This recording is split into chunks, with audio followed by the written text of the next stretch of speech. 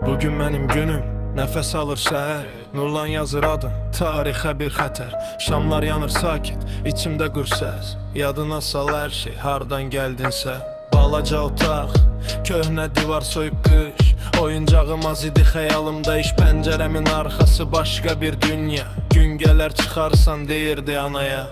Məhlədə qaçış, cırıq ayaqqabı. Yeridi daşlıydı, ürəkdə istək yağır. Dərsli köhnə, amma beynim aç. Riyaziyyat vərəqində qururdum tak. Uşaq idim, amma sual çox idi. Niyə bizdə çətindir, hamıda yox idi. Ciblər boş, başda min plan. Bir gün dəyişərəm deyirdin Nurlan. Bu mənim yolum, bu da mənim günüm. Dibdən zirvəyə yazılır ömrüm. Yavaş yavaş açılır qapılar, bax gör. Dünənki qorxu bugünə təkcə xatirədir. Zor. Bu mənim yolum, bu da mənim günüm. Hər yıxılıb duruşum artırdı gücüm. Keçmişim ağırdı, gələcəyim nurdan. Adımı səsləyir gələcək Nurlan.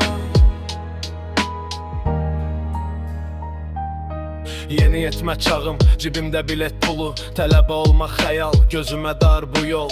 Dərsdən çıxıb işlədim gecə gündüz. Əllərim yorğun, gözlərim süzgündüz. Dostlar dağıldı, kimisi tez yoruldu. Kimisi pula uyub içində yox oldu. Mən isə kağıza tökdüm dərdimi. Qaranlıq küçələr bilirdi hər kimli. İmtahan otağında titriyirdi əlim. Keçə bilərsən deyə döyünürdü qəlbim.